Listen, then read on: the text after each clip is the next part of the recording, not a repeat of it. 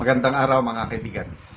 Bigyan natin ng reaction, opinion ngayon itong post ni Congresswoman Laila de Lima tungkol sa pasabog ni former Congressman Saldico laban sa Pangulo. Ito, sabi niya, we urge former Representative Saldico to return to the country and fully cooperate with the ongoing investigation into the anomalous flood control and other infrastructure projects. He should take an oath and tell the whole truth before the proper forum. Okay? So, magandang panawagan. Okay? Under ideal situation, dapat ito ang mangyari. Kaya lang, kung ako ang inyong tatanungin, kung ako si Saldico, ayaw kong uuwi dito sa bansa. O kung ako ang abogado ni Saldico, ang i-advise ko, do not go home to this country. Bakit? Baka ala Ninoy Aquino na siya. Okay. Bigyan natin ng reaction, opinion ngayon, itong post ni Senator Bato de la Rosa, 39 minutes ago. Sagot niya ito sa mga nagsasabi na ang Pangulo pwede naman siyang maggawa ng insertion sa NEP.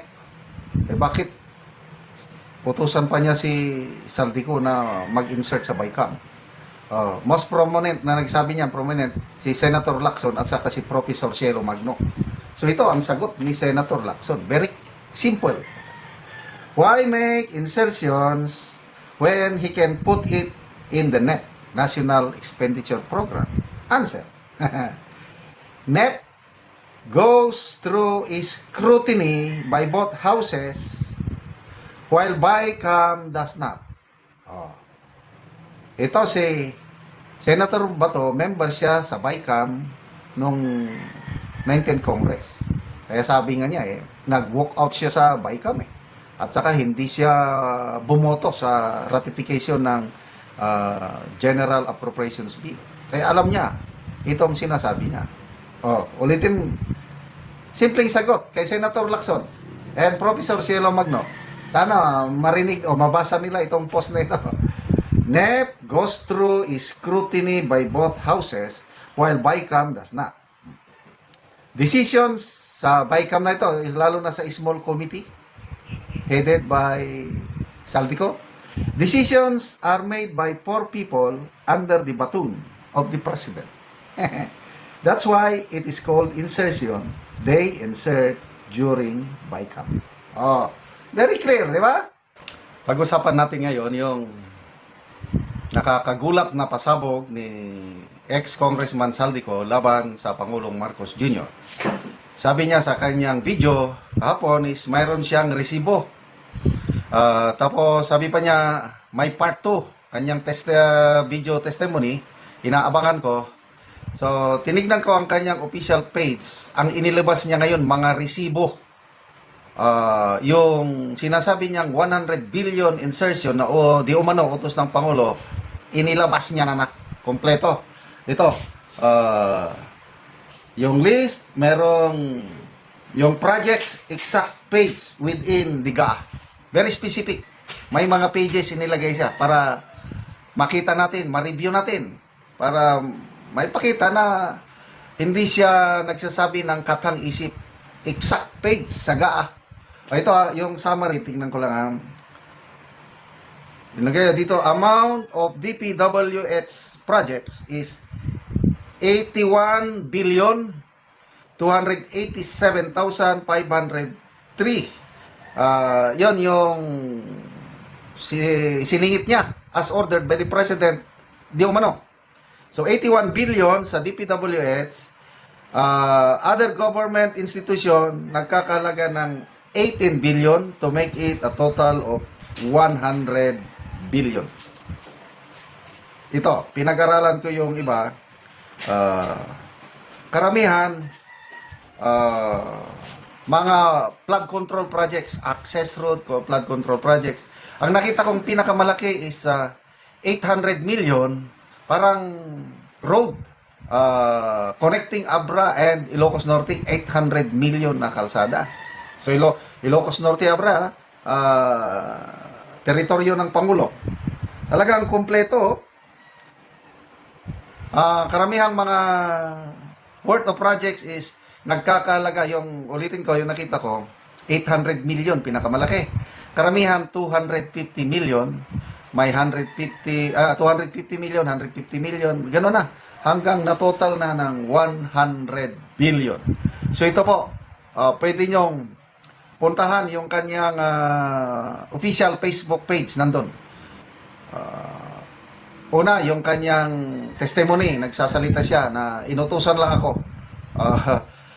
Bago nila ako magurgor, sabihin ko ng totoo.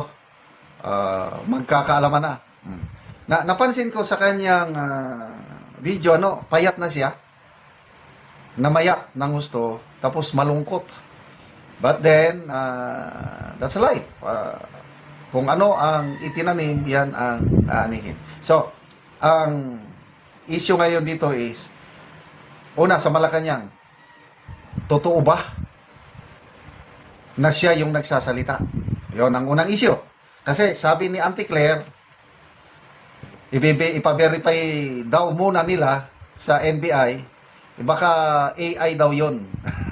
AI daw yon. Imposible daw, Saldico. Yan, Auntie Claire yan. Expected na yan sa Auntie Claire. Dito naman kay Senator Lacson, hindi niya question yung uniqueness o yung authenticity ng video. Ang question lang niya is, hindi naman under oath yan, kaya walang value. Tapos, parang todo depensa ang Senator Lacson sa Malacanang, parang hindi siya naniniwala na bakit doon pa sa Baykam magpasingit ang Pangulo kung totoo, doon sa NEP, pwede naman siyang magsingit. Yung mga ganon. So, kanya-kanyang perception na ngayon ng taong bayan. Ako naman, personal opinion ko lang ito, naniniwala ko dito sa pasabog ni Saldico. Naniniwala. Kasi, makita, may kahina-hinala yung mga galaw ng Pangulo. Una, yung ICI. Bakit yung ICI is closed door hearing? Yon.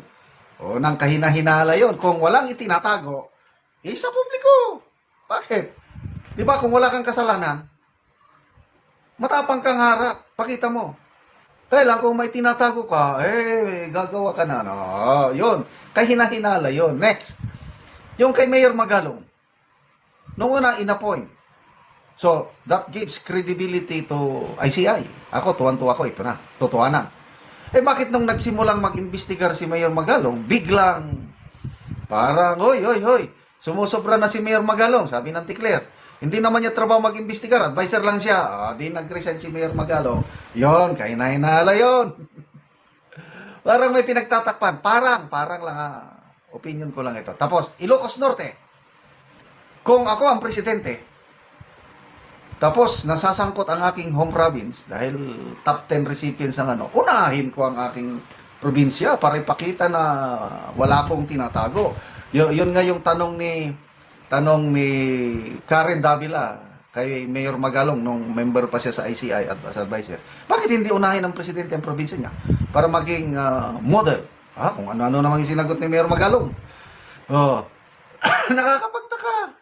Bakit hindi mo imbestigahan yung lugar mo kung wala ka talagang tinatago? Diba? So, ito, nakakalungkot. Marami akong napabasang comments. And my way daw, the end is near. I don't know kung sinong the end is near. Kantahan na lang natin sila ng My Way. And now, the end is near. And so you face the final curtain. My friend, I'll say it clear. I'll state my case.